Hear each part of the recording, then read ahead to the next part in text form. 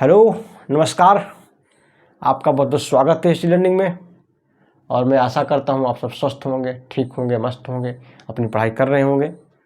और बीच में मैं आपसे बातचीत नहीं कर पाया, एक थोड़ा सा लंबा गैप हो गया, उसके लिए मैं क्षमा प्रार्थी हूँ।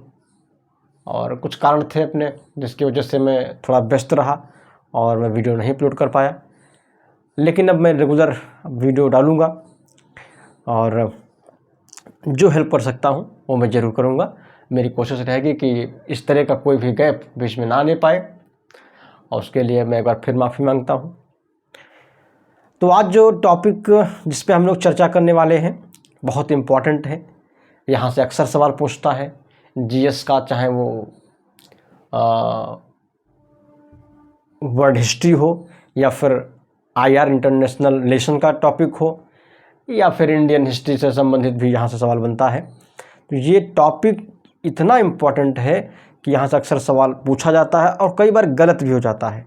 जबकि हम देखेंगे ये टॉपिक कितना सरल है, और बस इस पर एक थोड़ा मेरे पास सटीक मटेरियल होना चाहिए आपके पास, और फिर आप उसको एक दो बार रिवाइज कर लेंगे तो कोई भी क्वेश्चन गलत नहीं होगा।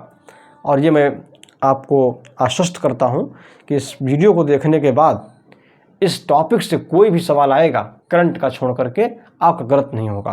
तो आप इसको एक बार देखें, नोट डाउन कर लें। एक बार रिक्वेस्ट है, चैनल को सब्सक्राइब करें, वीडियो पसंद आता है तो लाइक करें और इसे शेयर करें। चलिए शुरू करते हैं। तो आज का जो टॉपिक है वो आप सुने होंगे, जानते होंगे, पहले से आपका परिचित है। नाम एक संगठन है, नॉन अलाइन मूवमेंट करके, जिसको हिंदी में गुट निरपेक्ष आंदोलन भी कहते हैं। और ये गुट निरपेक्ष आंदोलन की स्थापना में किन किन लोगों का योगदान रहा है और इसकी स्थापना क्यों हुई है, ये थोड़ा सा आप लोग जान लें। तो गुट निरपेक्ष जो आंदोलन था वो आप जानते हैं कि जब सेकेंड वर्ल्ड वार हुआ तो सेकेंड वर्ल्ड वार के बाद जब दुनिया दो गुटों में बंट चुकी थी, एक गुट का जो है लीडर था पूंजीवादी संयुक्त राज्य अमेरिका, और एक दूसरा गुट था जिसको लीड कर रहा था समाजवादी सोवियत संघ। तो जो नवोदित देश थे जिनको अभी हाल ही में स्वतंत्रता मिली हुई थी, उनमें एक भारत भी था। तो ऐसे देश जो किसी भी महाशक्ति का पिछलग्गू नहीं होना चाहते थे, जो किसी भी महाशक्ति के साथ अलाइन नहीं होना चाहते थे, उसके साथ गुट नहीं बनाना चाहते थे, तो वो लोगों ने क्या किया, अपना एक अलग गुट बनाया था। और उन्हीं देशों का जो एक अलग गुट है वो कह सकते हैं गुट निरपेक्ष था। ये कोई गुटबंदी करने के लिए नहीं बनाया गया था, बशर्ते वो किसी भी उस समय के जो बड़े गुट थे उसमें न शामिल होने वाले देशों का एक संगठन था। तो गुट निरपेक्ष आंदोलन ऐसे देशों का संगठन था जो किसी भी महाशक्ति के साथ शामिल नहीं हुए, है ना। सेकेंड वर्ल्ड वार के बाद मैंने जैसा कि बताया आपको, तो वो जो शामिल नहीं हुए उन्होंने अपना एक अलग संगठन बनाया था। और इस संगठन की स्थापना में जो प्रमुख भूमिका है, किन किन उस समय के वर्ल्ड लीडर हैं उनकी भूमिका ये बहुत इम्पॉर्टेंट है। और यहाँ से कुछ नाम आप जानते भी होंगे, लेकिन अक्सर मेरा अनुमान है कि कन्फ्यूजन आपको हो सकता है, क्योंकि 5 देशों के जो उस समय सुप्रीम लीडर थे उन लोगों का बहुत बड़ा योगदान था, जिसमें सबसे जो महत्वपूर्ण लीडर और सबसे बड़ा जो एक नाम आता है वो है भारत के first prime minister Jawaharlal Nehru, इनका योगदान। और दूसरे इंडोनेशिया के प्रथम राष्ट्रपति सुकर्णो, ये भी शामिल थे उसमें। और मिस्र के दूसरे राष्ट्रपति, उनका क्या नाम है, गमाल अब्दुल नासिर। और घाना के जो प्रथम राष्ट्रपति थे, ये भी आप ध्यान रखेंगे, इनका नाम है क्वामे नक्रूमा।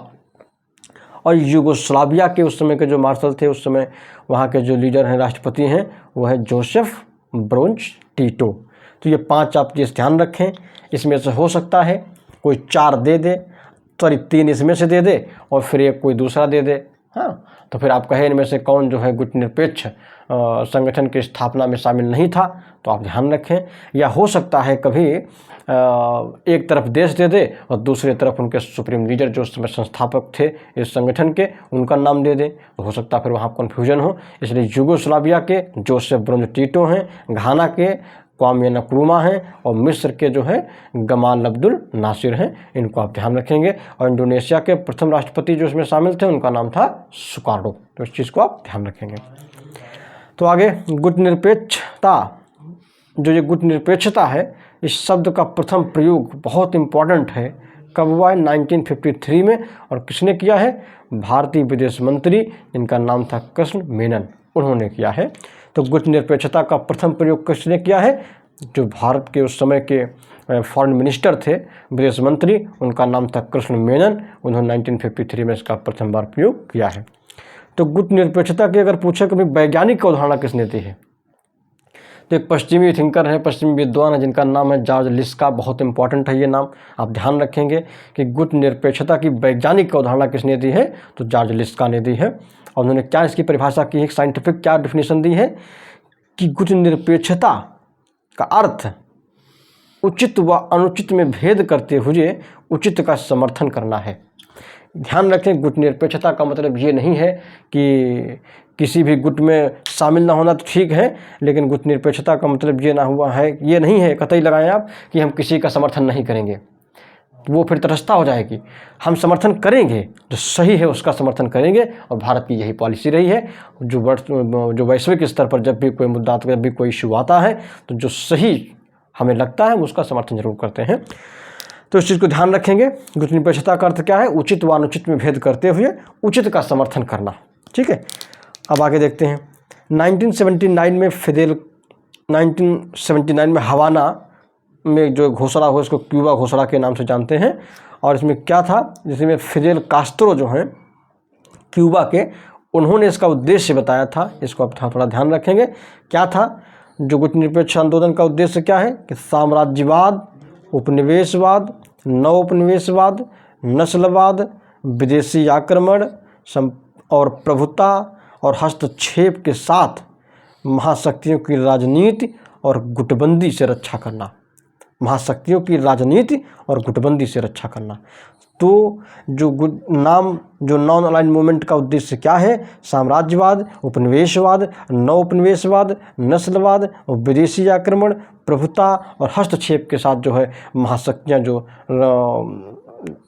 अन्य देशों के साथ, उनके साथ जो है अन्य देशों के साथ जो हस्तक्षेप करती हैं, उनके आंतरिक मामलों में हस्तक्षेप करती हैं, तो उन सारी चीज़ों से जो है बचाना। ठीक है, तो उनकी राजनीति और गुटबंदी से रक्षा करना। किसकी रक्षा करना? जो देश इस नाम के संगठन में शामिल हैं, उन लोगों की रक्षा करना। तो गुटनिरपेक्ष आंदोलन के उद्भव के संदर्भ में देखते हैं। मार्च 1947 में 1947 में एक एनजीओ है जिसका नाम है विश्व मामलों की आंतरिक परिषद या विश्व मामलों की भारतीय परिषद। ये नॉन गवर्नमेंटल ऑर्गेनाइजेशन है। ये नई दिल्ली में इसने एक सेमिनार आयोजित किया था, उसका टॉपिक क्या था? एशियाई संबंध सम्मेलन। इस पर एक आयोजन हुआ था 1947 में। और किसने ऑर्गेनाइज किया था? ये एनजीओ था एक, जिसका नाम था विश्व मामलों की भारतीय परिषद। और इसमें कहते हैं 28 देशों ने भाग लिया था। तो इससे संबंधित जो पहला जो सम्मेलन है वो कौन सा है?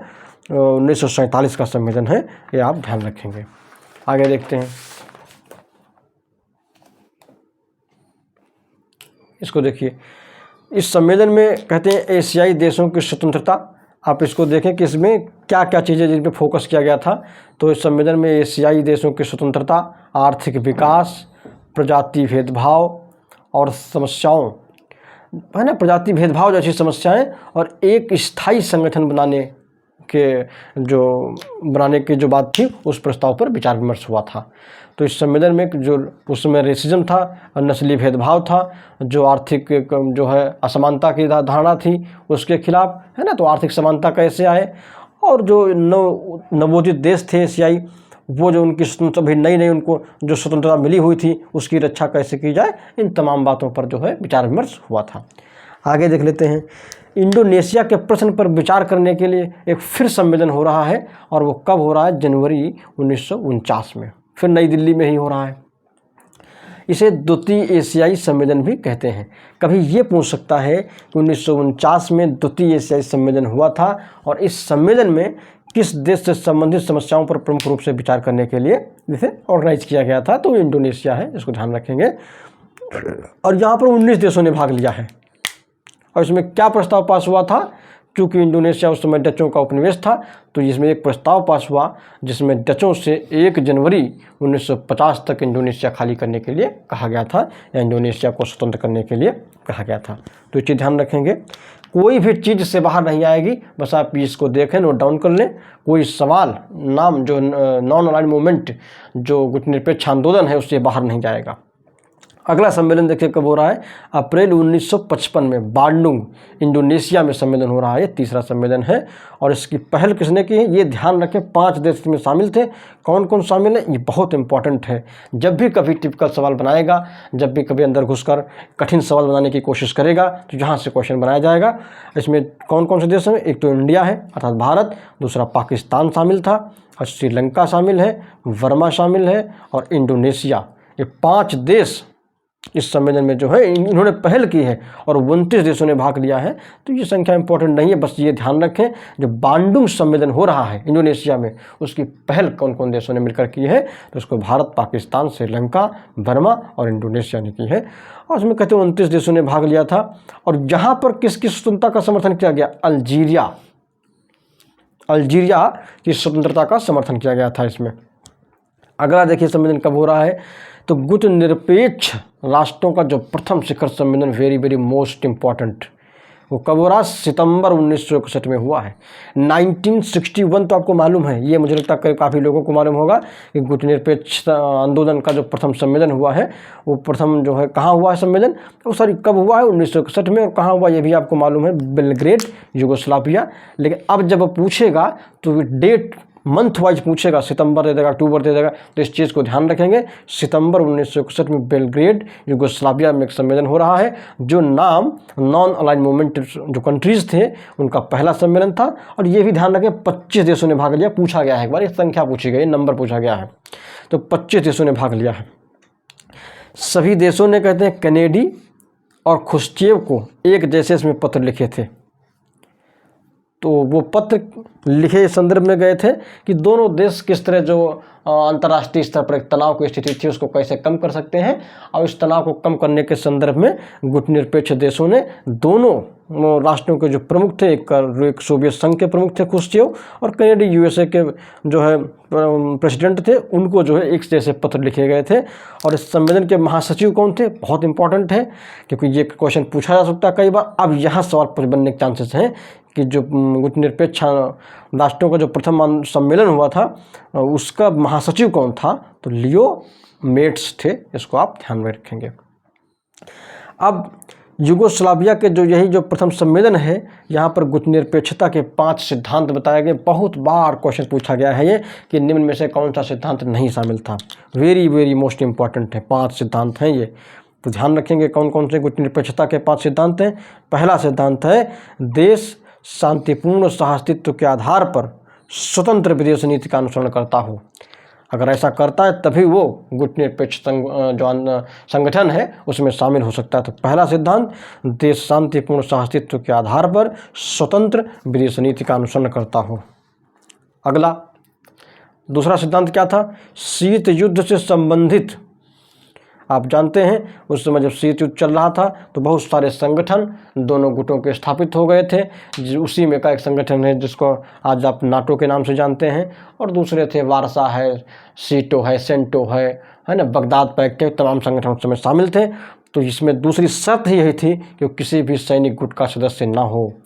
तीसरा सिद्धांत क्या था, किसी महाशक्ति के साथ उसकी सैनिक संधि ना हो, है ना, वो कंट्री किसी भी महाशक्ति के साथ किसी भी सैनिक गठबंधन में शामिल न हो। और जो चौथा इम्पोर्टेंट सिद्धांत है वो क्या है, इस समूह में शामिल होने के इच्छुक देश की ज़मीन पर कोई सैनिक अड्डा न बना हो, क्योंकि उस समय जो विभिन्न संगठन बने थे दोनों महाशक्तियों के, उनमें वो क्या करते थे, अपना एक सैन्य अड्डा बना लेते थे, ताकि अगर कभी भविष्य में कभी युद्ध जैसे हालात बने तो वहाँ से वो अटैक कर सके। तो इस चीज़ को ध्यान रखें।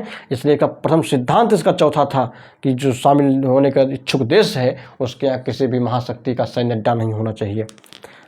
पांचवा और इम्पॉर्टेंट है कि उपनिवेशवाद के खिलाफ वो देश राष्ट्रों राष्ट्रों की उपनिवेशवाद के खिलाफ वो देश राष्ट्रों की स्वतंत्रता का समर्थन करता हो, क्योंकि इस समय तक अभी बहुत सारे दुनिया में ऐसे देश थे जो किसी न किसी महाशक्ति या किसी न किसी यूरोपीय कंट्री के उपनिवेश थे।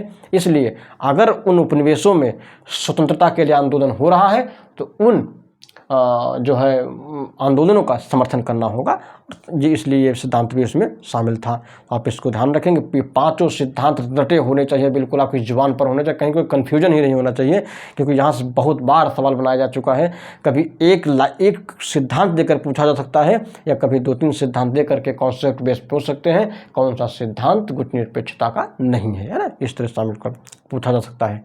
अगला, फिर 1979 में फिदेल कास्त्रो ने हवाना जो शिखर सम्मेलन हुआ उसमें कहते हैं भारतीय प्रधानमंत्री ने भाग नहीं लिया। उस समय चौधरी चरण सिंह जी थे और यहाँ पर एक प्रस्ताव पेश हुआ था जिसका नाम था समाजवाद स्वाभाविक मित्र है राष्ट्रवाद का, या राष्ट्रों का।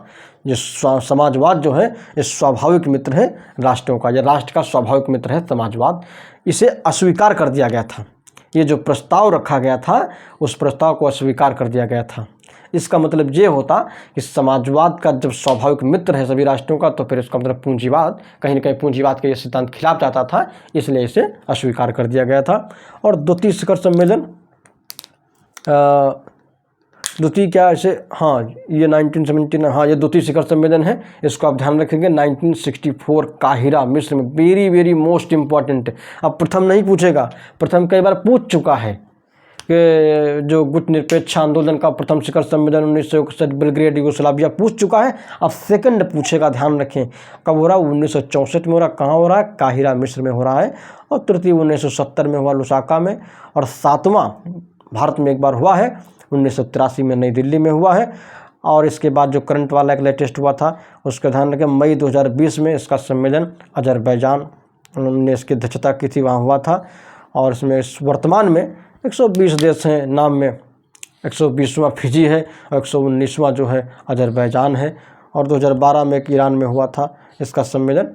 तो ये लेटेस्ट ध्यान रखें। और दूसरा ध्यान रखें, यही इम्पोर्टेंट है। और एक ये ध्यान रखें, हो सकता है कभी पूछे कि गुटनिरपेक्ष राष्ट्रों का जो सम्मेलन है, जो संगठन है, भारत ने उसकी अध्यक्षता कब करी है, या हो सकता है ये कह दें, सही गलत पे विचार करिए और वहाँ रख दें ये स्टेटमेंट कि गुटनिरपेक्ष शक्तियों का जो संगठन है भारत ने उसकी अध्यक्षता आज तक नहीं करी है, तो उस स्टेटमेंट गलत होगा। ध्यान रखें 1983 में भारत के पास ये अवसर आया था जब भारत ने नाम या गुटनिरपेक्ष आंदोलन की अध्यक्षता की थी। इसको आप ध्यान रखें।